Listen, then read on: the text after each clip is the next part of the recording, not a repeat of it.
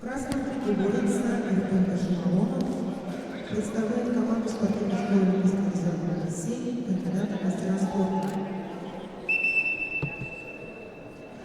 Его соперник Руслан Баянов, республиканская спортивная школа Олимпийского резерва. Руслан имеет первый спортивный разряд.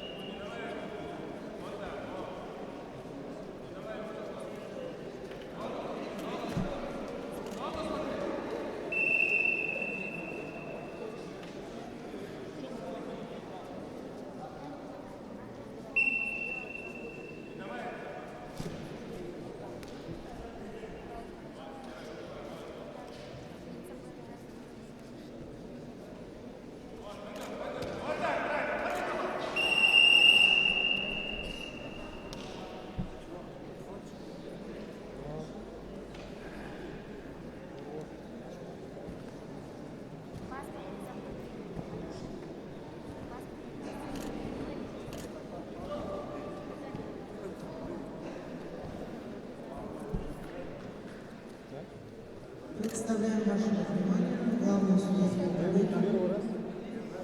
Главный судья соревнований Бурбуев Бада, город Лондон, республика Бурятия. Главный секретарь соревнований, судья всероссийской категории Айдопова Марина, город Лондон, республика Бурятия. Руководитель программы, судья республиканской категории Максат Жанчиков. Арбитр на ковре Цивиков Цитин. Боковой судья Сосоров Баранов Самонатов.